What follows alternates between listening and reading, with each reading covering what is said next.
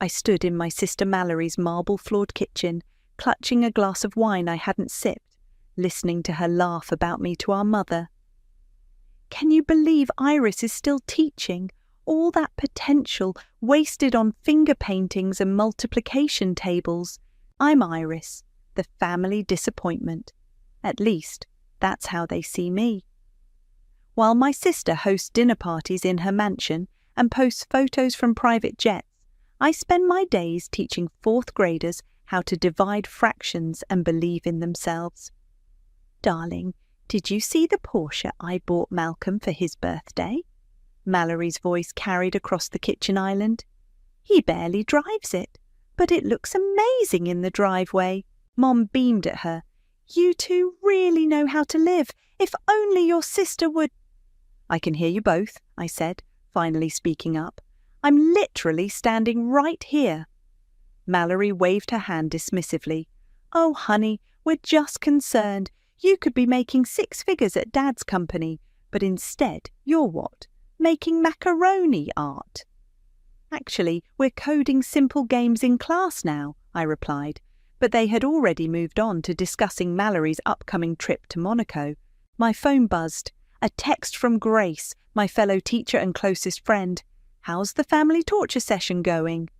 Kill me now, I typed back. The usual wealth shaming? Remember why you do this, Grace replied. You're changing lives, not just bank accounts. I smiled, thinking of Jamie, one of my students who went from hating math to lighting up when solving problems using our classroom's new programming exercises. That's worth more than any Porsche. Iris dear, Mum called out, come look at Mallory's new tennis bracelet. 15 carats of diamonds. Malcolm really knows how to treat her right. I walked over, admiring the way the stones caught the light. Beautiful, I said quietly. You could have nice things too, Mum said, touching my arm. Your father would still welcome you at the company. It's not too late to make something of yourself. I've made something of myself, I replied, but my voice was drowned out by the arrival of Dad and Malcolm, returning from their cigar break on the terrace. There's my girls, Dad boomed, kissing Mallory's cheek first, then Mum's. He gave me a brief nod. Iris, how's the teaching going? Still enjoying it? Before I could answer, Mallory jumped in. Daddy, tell Iris about that junior executive position that just opened up. She'd be perfect for it. Well, Dad cleared his throat, the salary starts at $120,000 plus bonuses, much better than... He trailed off, glancing at me apologetically. I took a deep breath. I appreciate the offer, but I love what I do. My students... Your students can't pay for retirement, Mum interjected, or designer clothes, or vacations, or dignity, apparently, I muttered, earning a sharp look from everyone except Malcolm, who was absorbed in his phone. The evening continued like this, a parade of subtle jabs wrapped in concern, of achievements I should envy, of paths I should have taken. But they didn't know about the late nights I spent coding, about the educational software I'd been developing for the past 2 years. They didn't know about the meetings with investors, or the way my students' test scores had skyrocketed since implementing my program. As I helped clear the dishes, Mallory cornered me by the sink. Look, I know you think I'm being harsh, but I just want what's best for you. Don't you want to be successful? I placed a crystal wine glass in the dishwasher, careful not to chip it. Success means different things to different people, Mal.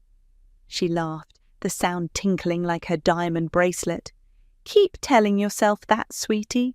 My phone buzzed again. This time it was an email from Damon, my coding partner. Big news, call me ASAP. I should go, I said, gathering my things. Early day tomorrow. Of course, Mallory smirked. Those macaroni masterpieces won't make themselves. As I drove home in my reliable Honda Civic, I thought about success, about wealth, about what really matters.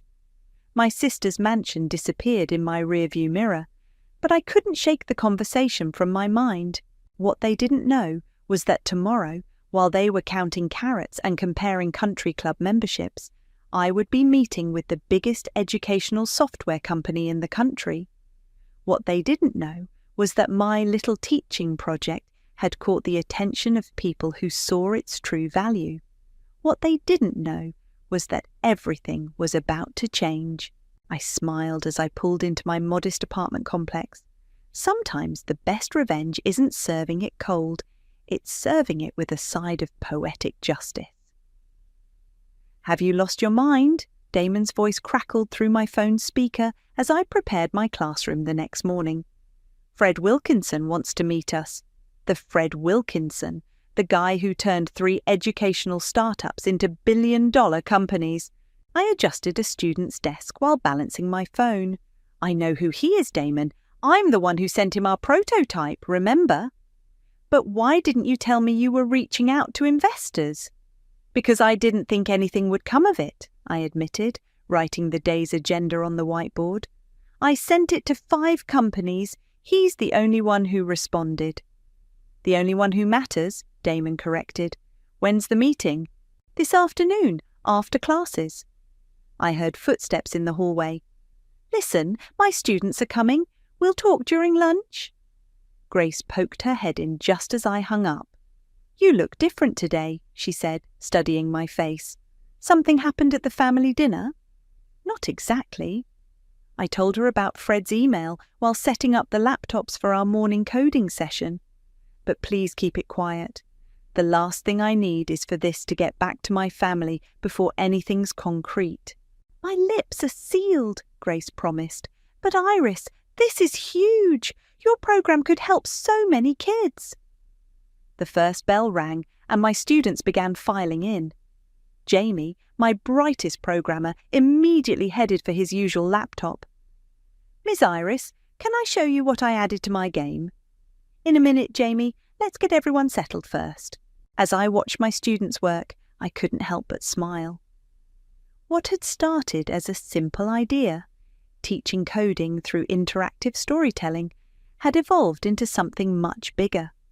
The software adapted to each student's learning style, turning mathematical concepts into engaging puzzles and games. During lunch, Damon and I met in my classroom, spreading out our notes across my desk. "We need to be prepared," he said, running a hand through his dishevelled hair. "Wilkinson's going to want to know about scalability, market potential, implementation costs." "And I want to know if he understands what we're trying to achieve," I interrupted. "This isn't just about making money, Damon. It's about making education better." He smiled. "That's why we work so well together. You keep us focused on what matters." The afternoon crawled by.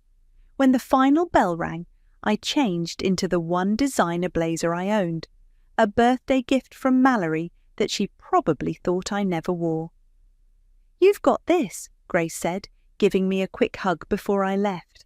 "Remember, you're the expert here. You know what these kids need."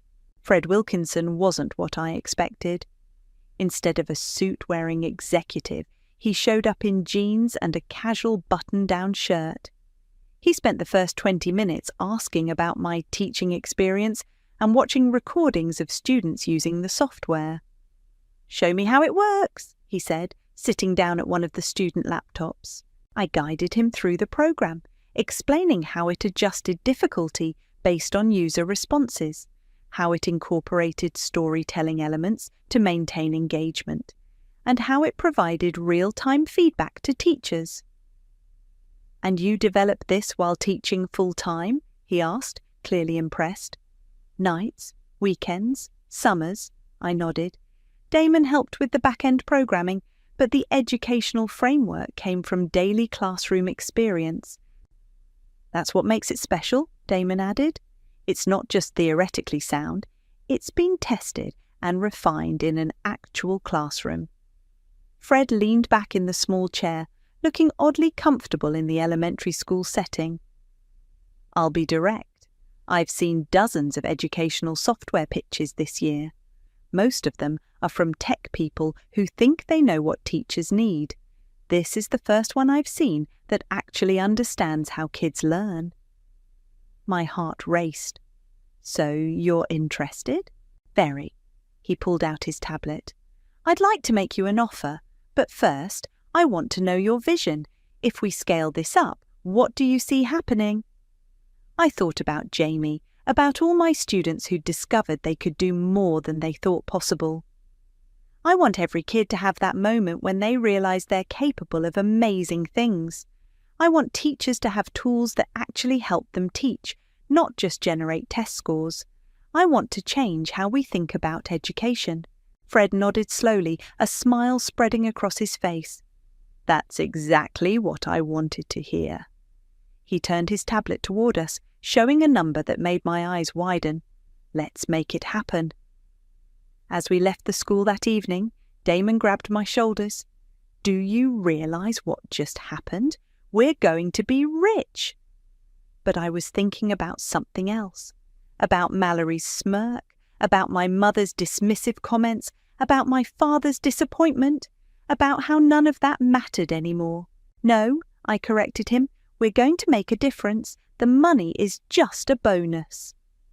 My phone buzzed. Another family dinner invitation for the weekend. This time, I thought, things would be different. The familiar scent of Mum's roast beef filled the dining room as I took my usual seat at the far end of the table. Mallory was already holding court, regaling everyone with stories from her recent Monaco trip. The yacht was absolutely divine, she gushed, gesturing with her wine glass. Malcolm's business partner let us use it for the whole week. Speaking of business, Dad said, cutting into his meat, how's that junior executive position looking, Iris? Still open if you want it? I pushed my peas around the plate. Actually, I've been pretty busy with a work project. Mallory snorted. What, the school bake sale? No, I said quietly. Something else. My phone buzzed in my lap. A text from Fred. Final paperwork ready for review. Meeting tomorrow at 9. Phone's at the dinner table? Mum clicked her tongue. Really, Iris, you should know better. I slipped the phone back into my pocket, fighting to keep my expression neutral. The contract we'd been negotiating was worth more than this house and everything in it. But they didn't need to know that. Not yet. Malcolm just closed another huge deal, Mallory announced. Tell them, honey. Malcolm looked up from his phone briefly. Oh yeah, pretty big. 7 figures. That's wonderful, Mum beamed. You two are so successful. Iris, dear, aren't you inspired by your sister's lifestyle? I took a sip of water. I'm happy with my choices. Happy? Mallory laughed. Living in that tiny apartment, driving that old Honda. Come on, sis, you can't be serious. Not everyone measures success the same way, Mal. No, but everyone measures failure the same way, she shot back. The table fell silent. Dad cleared his throat uncomfortably. Mallory, Mum chided softly, but her heart wasn't in it. My phone buzzed again. This time it was Damon. Stock options looking amazing. You seeing these numbers? Another message. Mum frowned. Is everything all right at school? Everything's fine, I said. Better than fine, actually. Oh? Mallory leaned forward. Did they finally give you a raise? Maybe now you can afford a new car. I gripped my fork tighter. I like my car. Well, I just got a new Mercedes, Mallory continued. The interior is all custom leather. Malcolm surprised me with it last week. That's lovely, dear, Mum cooed. Iris, you should let Malcolm's dealer know if you ever want to look at something more suitable for a professional. I'm good, thanks. I cut my meat carefully, precisely, channeling my frustration into the motion. You know, Dad said, your sister started at the bottom too. But she worked hard, made the right connections, married the right person, Mallory added with a wink. And now look at her, Dad finished. You could have the same thing. My phone buzzed a third time. Fred again. Press release drafted. Review ASAP. Seriously, what is so important? Mallory reached across the table, trying to peek at my phone. Hot date? I pulled back. Work stuff. Schoolwork? At this hour? Mum shook her head. This is exactly what we're talking about, dear. "You're killing yourself for nothing." The words hit harder than usual, maybe because I knew how wrong they were. I thought about the contract waiting for my signature, about the changes it would bring, about the students who would benefit. "You know what?" I stood up suddenly. "I need to go." "But we haven't had dessert," Mum protested. "I made your favourite apple pie." "Rain check," I said, gathering my things. "I have an early meeting tomorrow." Mallory rolled her eyes. "Ooh, a meeting. How important? Parent-teacher conference?" "Something like that." I forced a smile. "Thanks for dinner, Mom." As I reached the door, Dad called out, "That position won't stay open forever, Iris." I turned back one last time. "That's okay, Dad. I don't need it." Driving home, I finally let myself check the messages properly. The numbers in Damon's text made me dizzy. Fred's press release was perfect, highlighting the educational impact first, the financial details second. My phone rang. It was Grace. "How was dinner?" she asked. "Same as always. They think I'm throwing my life away." "Little do they know," she laughed. "When are you going to tell them?" I pulled into my apartment complex, looking up at my modest home. Soon I could afford any place I wanted, but that wasn't the point. "After everything's finalised," I said, "the paperwork gets signed tomorrow." "And then?" I smiled, thinking about Mallory's condescending smirk, about Mum's dismissive comments, about Dad's disappointment. "And then," I said, "we change some lives. Starting with my own." 8 figures, Damon whispered, staring at the contract on Fred's conference room table. "I mean, I knew it would be big, but this is life-changing." Fred smiled, sliding his Mont Blanc pen across the polished surface. "And that's just the initial payment. Wait until you see the royalty structure." My hand trembled slightly as I reached for the pen. One signature and everything would change. I thought about my students, about all the other students who could benefit from our program. "Before you sign," Fred said, "I want to make sure you understand what happens next. This goes public tomorrow. Are you ready for that?" I nodded, thinking about my family's reaction. More than ready. The press will want interviews. Your story, a teacher creating revolutionary educational software, it's going to make headlines. "Speaking of headlines," Damon cut in, "have you told your family yet?" "No." I signed my name with a flourish. "But they'll find out soon enough." Fred gathered the papers, handing us each our copies. "Congratulations! You're now officially millionaires." Walking out of the building, Damon couldn't contain his excitement. "We should celebrate! Dinner, drinks, buy a small island." "I have to get back to school," I laughed. "My students are presenting their projects today."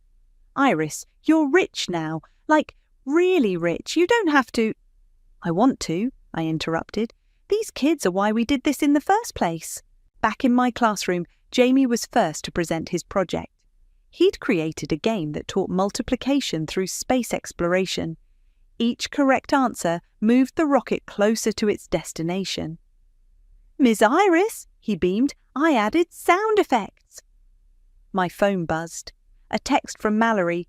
"Turn on channel 7 now." Then another. "Is this for real?" And another. "OMG, call me." I glanced at the classroom TV, usually used for educational videos.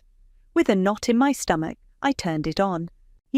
Revolutionary educational software developed by a local teacher, the news anchor was saying.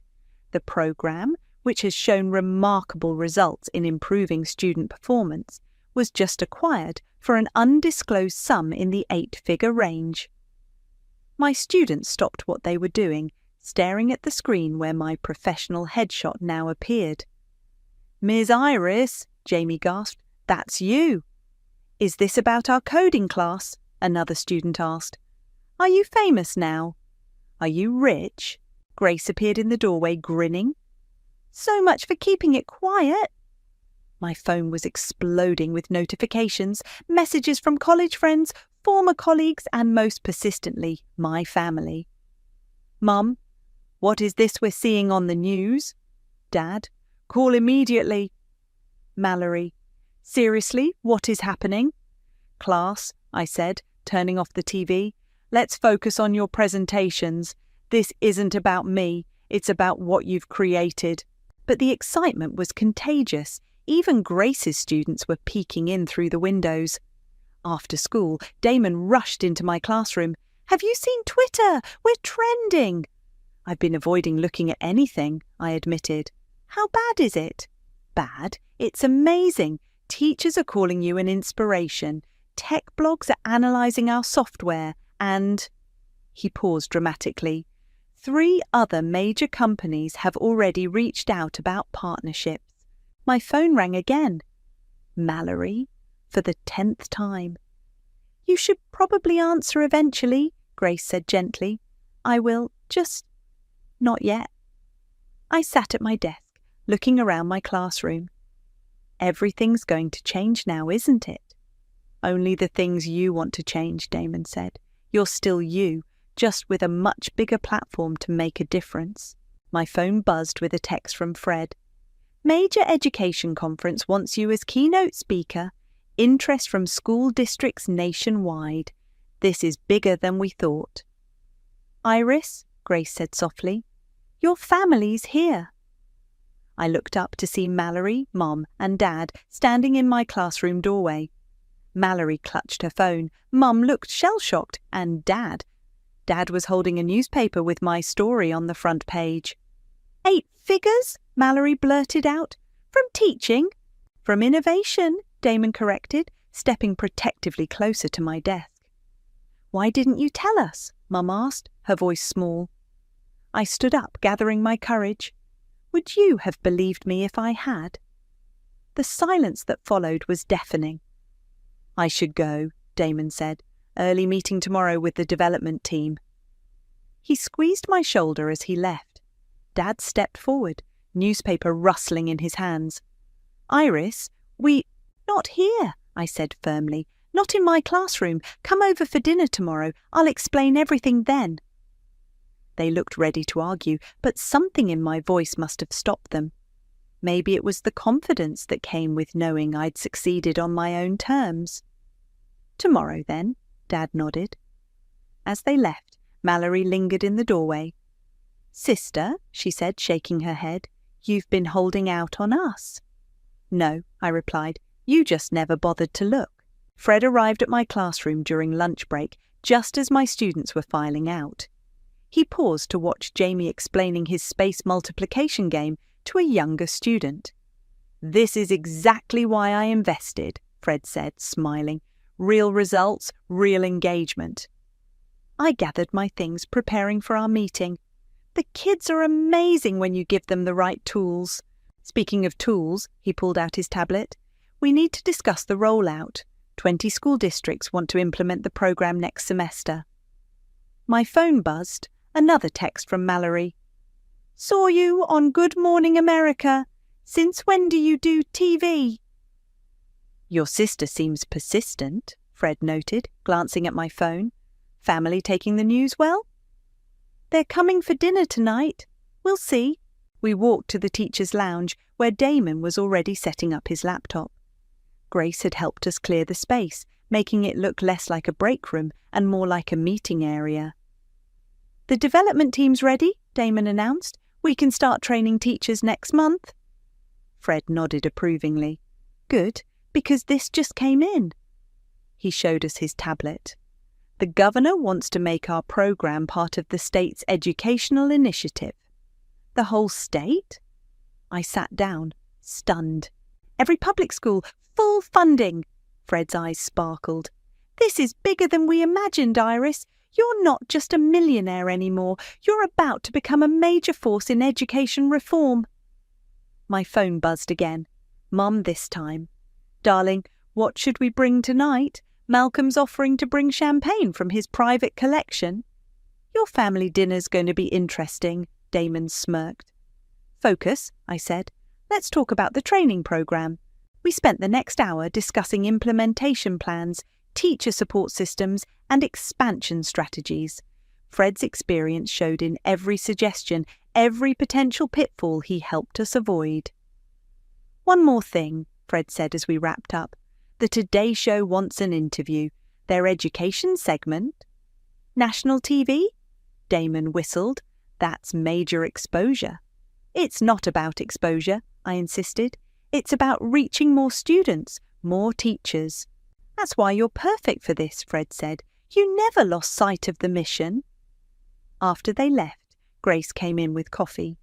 "Ready for tonight?" "Not even close."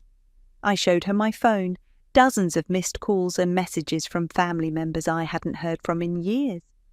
"Second cousins coming out of the woodwork," she laughed. "Everyone wants to know how the poor teacher struck it rich." I sighed. They still don't get it. "So make them understand." Grace squeezed my hand. "Show them what real success looks like."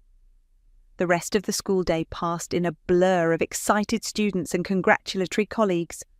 As I was packing up, Jamie appeared at my desk. "Ms. Iris, are you going to leave us now that you're rich?" My heart melted. "No, Jamie, I'm staying right here. We're just going to help more kids learn the way you do." "Promise?" "Promise." Driving home, I thought about that promise. My apartment might be modest, but it was about to host the most awkward family dinner in history. I'd ordered catering, nothing fancy, just good food, and set up my small dining room as best I could. The doorbell rang at exactly 6. Mum, Dad, Mallory and Malcolm stood there, looking oddly uncertain. "Come in," I said, stepping aside. "This is cosy," Mallory commented, looking around my apartment. "It's home," I replied simply. Malcolm immediately checked his phone, but the others sat down, eyeing me expectantly. "So?" Dad cleared his throat. "8 figures?" "The software is being implemented statewide," I explained. "It's already improved test scores by 40% in pilot programs." "But how?" Mum burst out. "You're a teacher." "Exactly." I pulled out my laptop. "Let me show you." I demonstrated the program, showing them how it adapted to each student's needs, how it made learning interactive and engaging. To my surprise, they actually paid attention. "This is incredible," Dad muttered. "And you developed this while teaching?" "With Damon's help, yes." "And now the governor wants it?" Mallory leaned forward. "Like, the actual governor?" "Every public school in the state," I confirmed. "But that's just the start." "Start?" Malcolm looked up from his phone. "There's more." I told them about the national rollout plans, the Today Show interview, the education conference keynote. With each revelation, their expression shifted from shock to something else. Respect, maybe, or understanding. "Why didn't you tell us?" Mum asked again, softer this time. I met her eyes. "Would you have supported me? Or would you have told me to take that junior executive position instead?" The silence that followed was answer enough. "Well," Mallory said finally, "I guess I can't tease you about being just a teacher anymore." "No," I agreed, "you can't." But looking at their faces, I realized something. This wasn't about revenge anymore. It was about showing them, and the world, that success isn't measured in carrots or car models, it's measured in lives changed. And how does it feel to be called the teacher who changed education? The Today Show host leaned forward, her perfect smile gleaming under the studio lights. "Honestly?" I adjusted my microphone. "I'm still just a teacher who wants to help kids learn." "But you're now worth millions," she pressed. "Surely that changes things." "The only thing that's changed is our ability to reach more students." I gestured to the screen behind us, showing clips of children using our software. "Look at their faces when they solve a problem. That's worth more than any bank account." After the interview, Fred met me in the green room. "Perfect, absolutely perfect. The governor's office called. They want you to speak at the Education Summit next week." My phone buzzed.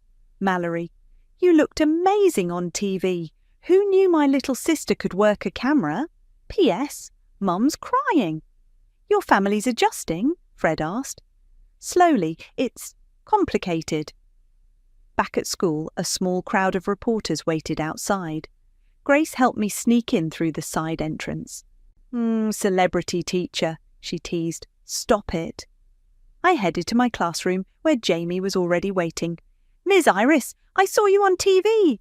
He bounced excitedly. My mum recorded it. More students filtered in, each with their own version of I saw you on TV. The excitement was contagious, but I had other news to share. Class, I announced, remember how we've been testing our special software? Nods all around. Well, starting next month, every school in the state will be using it. And, I smiled, you all get to be peer mentors. Really? Jamie's eyes widened. We get to teach other kids? Really? Because you're the experts. The door opened, and to my surprise, Dad walked in. He stood awkwardly at the back of the classroom, watching. Okay, everyone, I said. Time to work on your projects. As the students settled into their tasks, Dad approached my desk. This is different from what I imagined, he said quietly. What did you imagine? Honestly, chaos, bored kids, not this. He gestured to the focused students, their faces lit by laptop screens. Dad, why are you here? He shifted uncomfortably. The board meeting this morning. They want to invest in educational technology. They asked if I knew anyone in the field. I raised an eyebrow. And I realised I didn't even know my own daughter was leading the industry. His voice cracked slightly. I'm sorry, Iris. Before I could respond, Jamie called out, Ms. Iris, can you help me with this coding problem? Go ahead, Dad said. I'll watch. I walked Jamie through debugging his code, explaining each step. When he finally got it working, his whole face lit up. See, I told Dad, that's why I teach. I see now. He cleared his throat. The board wants to meet with you, not as my daughter, as an industry expert. I'll think about it. My phone buzzed. Mallory again. Dad's at your school. Mum's freaking out. Family dinner tonight. Your sister? Dad asked. She's adjusting. I showed him the message. Dinner? Your place again? Actually, I smiled, I have somewhere else in mind. That evening, I led my family into the school cafeteria, where I'd arranged for a catered dinner. The walls were covered with student projects and success stories. The cafeteria? Mallory wrinkled her nose. Really? Wait for it, I said. One by one, my students and their parents began arriving. I'd invited them to share their experiences with the software, to show my family what real success looked like. Jamie ran up first. Ms. Iris, I showed my mum the space game. She wants to learn coding too. More families approached, sharing stories of improved grades, renewed interest in learning, kids teaching their siblings. This, I told my stunned family, is what wealth looks like to me. Mum wiped her eyes. I had no idea. None of us did, Mallory admitted. Malcolm actually put his phone away, engaging with a parent about the business applications of educational technology. For the board meeting, Dad said suddenly, you should bring this. Bring them here. Show them this. Already scheduled, I smiled. Fred's handling the details. Fred Wilkinson, Malcolm shook his head. Still can't believe you landed him as an investor. She landed him because she had something real, Dad said firmly. Something valuable. As the evening wound down, Mallory pulled me aside. I get it now, sis. Why you chose this. It's pretty amazing. Thanks, Mal. But, she grinned, you could still buy a better car. I laughed. Some things never change. Looking around at my students, my family, and the lives being transformed, I realized that some things do change, just not in the ways we expect, and sometimes that's even better. The foundation will focus on bringing technology to underserved schools, I explained to the board members gathered in my classroom, starting with 50 schools in low-income areas. Dad, sitting among his fellow board members, nodded approvingly. 2 months had passed since the software launch, and everything had changed except what mattered most. "And you're funding this personally?" one board member asked. "The majority, yes. I'm using most of my proceeds from the software sale." "Most?" Another member raised his eyebrows. "That's substantial." "Show them," Fred encouraged from the back of the room. I pulled up the foundation's budget on the smartboard. The number made several board members gasp. "That's your entire payout," Dad said quietly. "Not quite. I kept enough for a down payment on a house." I smiled. A modest one.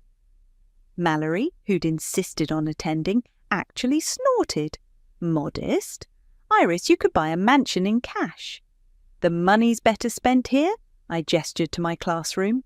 "Besides, I like modest." After the presentation, the board voted unanimously to partner with my foundation. As they filed out, Dad lingered behind. "You know," he said, "when I pushed you to join the company, I thought I was helping you succeed." He looked around the classroom. "I never imagined you'd end up teaching me about success instead." My phone buzzed, a text from Grace. "Emergency in the computer lab. Jamie's presentation crashed." "Duty calls," I told Dad. "Family dinner Sunday." "Wouldn't miss it." In the computer lab, Jamie was close to tears. "It won't work. The whole presentation is gone." "Let's take a look." I sat beside him, aware of the board members watching through the window.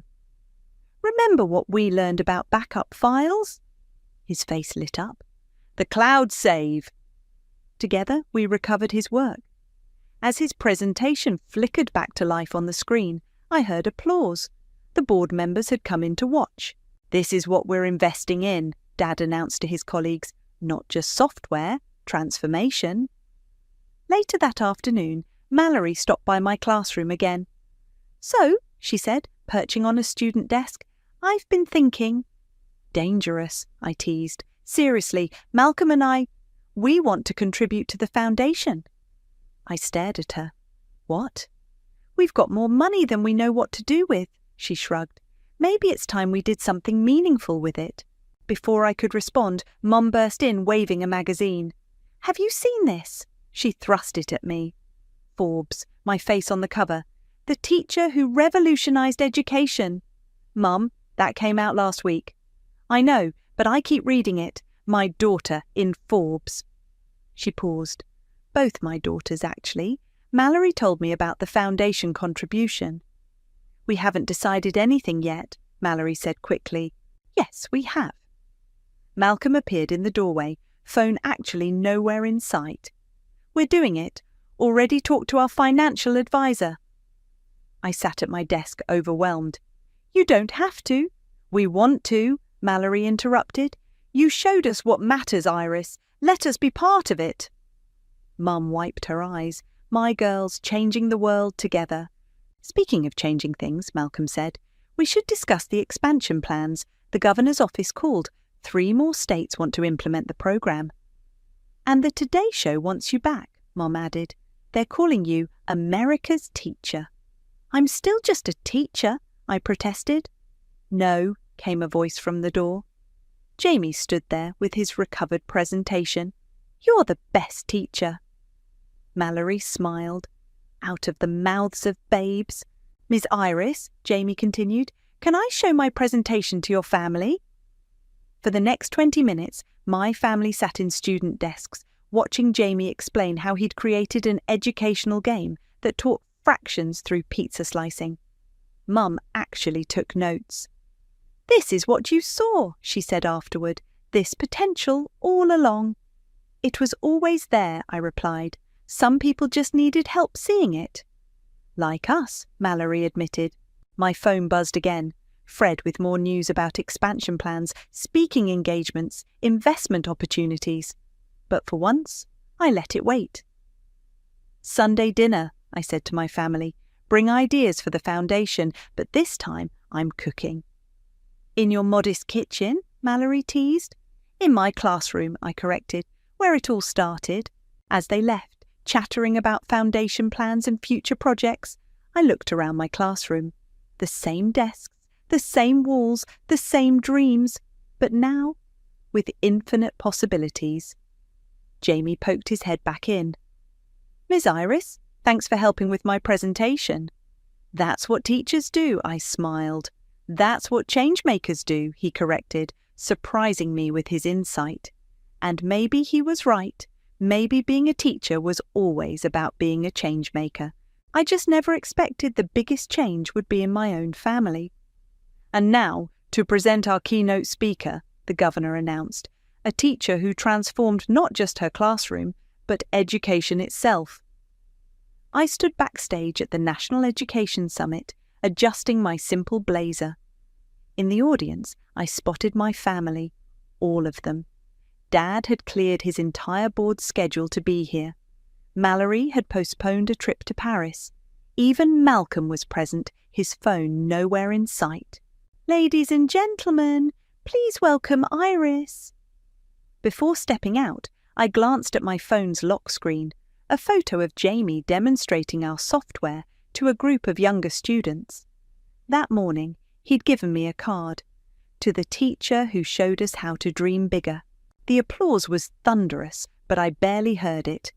Instead, I focused on the faces in the crowd, teachers, administrators, tech developers, all eager to learn how a simple classroom project had sparked an educational revolution. "Thank you," I began, "but I'm not here to talk about success or millions or headlines. I'm here to talk about Jamie." The audience quieted. Jamie is a student who thought he hated math, until one day he discovered he could build worlds with it, create games with it, teach others with it. I clicked to my first slide, Jamie's space multiplication game. This isn't just software, it's possibility, it's potential unleashed, and every child deserves that chance. In the front row, Mum wiped her eyes. Beside her, Mallory gripped Malcolm's hand. "The foundation my family and I created has already brought this program to hundreds of schools. But today, I'm announcing something bigger." I paused, meeting Dad's eyes. "Every penny of profit from our software will fund teacher training and technology access for underserved schools. Every single penny."